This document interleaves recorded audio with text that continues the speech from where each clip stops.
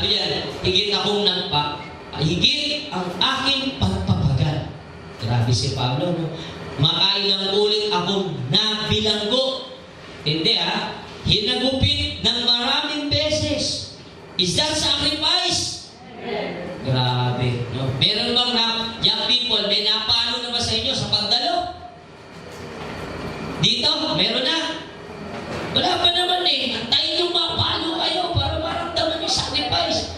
Sige, paluin mo ako, atin pa rin ako. Amen? Hindi, no? Hindi ng pain. Kaso, sarili lang niya, hindi niya ma-sacrifice. Wala namang pumipigil na nanay, wala namang pumipigil na tatay. Siya lang ang pumipigil sa sarili niya. Sabi mo sa katabi mo, ikaw yun. Hinagupit na maraming beses at madalas na nabingit sa kamatayan. Hindi. No? Nabingit pa sa kamatayan nito pala. No? Sabi ron, makalima akong tumanggap ng 39 na palo mula sa mga Hudyo. 39 times 5. Come on, Dave. 195. Tindi talaga. Paano yan? Paano nangyari? Okay, anyway. Madali 200. Ano ba? 39. 40 times 5, 200. Minus mo yung 5. Hindi ba? Nadali kita.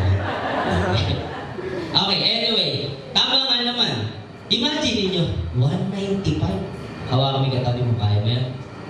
Ano kaya? Mamalo ako ngayon. Ikaw, mali ka na naman, Sisimpa pa rin ang pastor. Di ba? Hindi, pinapalo na. Sisimpa pa rin Amen? Si Pablo matindi. 195 is... Alam niyo po ba yung palo niya? Yun din yung palo ng mga ng mga Hudyo. Na bago nila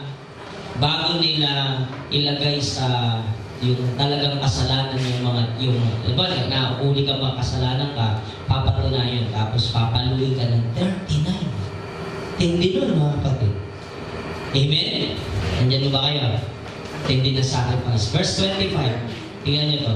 3 ulit kong naranasang hagupitin ng mga Romano. At minsang binato. Ako, nagkabukol kaya. Makainlo akong naranasang mawasak ang barkong sinasakyan at minsa'y maghabot magdamag akong lulutang-lutang sa dagat. Ba? Grabe, naranasan po niya yung parang Titanic lang. No?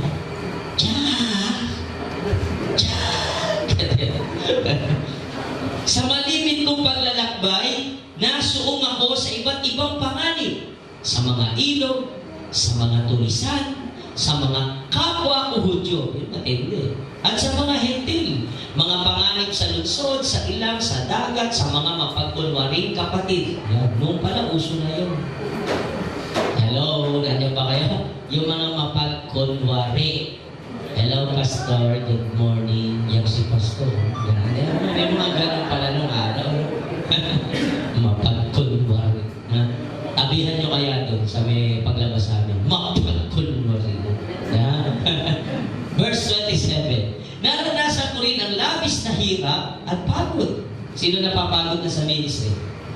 Grabe, may gawain paggabi. Pagod na. Yeah. Pero nandito kayo. Amen? Hawakan mo yung katabi mo. Galing mo, brad. Galing mo sa pagod ka, pero nandito kami. Malimit na pagpupuyat. Oy, hindi nag-chat-chat si Paul, Okay? Ilinawin ko sa inyo.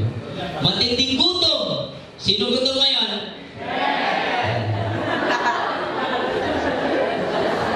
Tiisin nyo. Sacrifice. Uhaw! Natikman ko ang maginaw, ngunit wala man lamang magbalawal. Hindi, no? Nag-chill din siguro.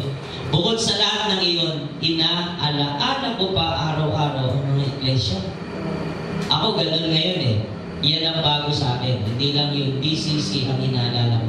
Inaalala ko ngayon yung mga network, kung lumalago sila, kung tama may ginagawa nila. That's why I visit them, yung iba-ibang simbahan. Basta yun, pinagagawa sa amin kasi ng mga mentor namin. So, that's why we need to sacrifice. Amen? Sino ready mag-sacrifice?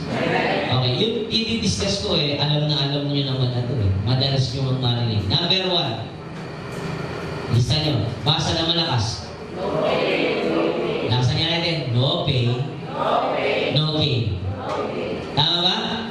Tama?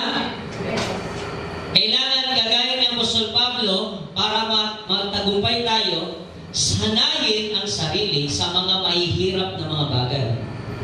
Yung pag-isip ng maaga, mahirap yan. Sanayin mo yung sarili mo. Ako, nagulat ako, sinanay ko noong December. Aba, magti 3 months na ngayon. I wake up early in the morning. Grabe. Upang magkamit ng tagumpay. Kaya ako naniniwala, may tagumpay na naghihintay para sa akin at para sa inyo. Amen? Amen? Sabi ron, lahat ng nagnanais na mayroong makamtan, kailangan natin ng pagsasakripisyo. Like for example, ang estudyante must study hard so that they can graduate. Amen? Sino mga estudyante ito? Taas ang kamay. Did you study hard? Light, Pastor Light. Di ba? Did you do your assignment? Hindi nga po. Wala akong kami assignment. Hindi ba? Alam niyo nung araw, matindi pag-aaral namin. Ngayon, hindi ko maintindihan ano bang klaseng pag-aaral yan. Sabi nga na ako, anak, may pasok ako. Wala nga ako kami ginagawa. Grabe eskwelahan ngayon, ano? Di ba? Mataas na paaralan. Di ba? Mataas mababa. Pababa yung standard. Di ba? Nung araw, matindi kami. Yung nagkakakalo kamay namin kasusulat. Amen? Ngayon, tingnan mo yung palad ng mga estudyante. May pedicure pa yan. Grabe. Pag pumunta ka sa Marcelo, grabe, parang pasisyo. Eskwelahan ba to? Nandong mag-makeup. Grabe, nandong lipstick, di ba? Eskwelahan ba to?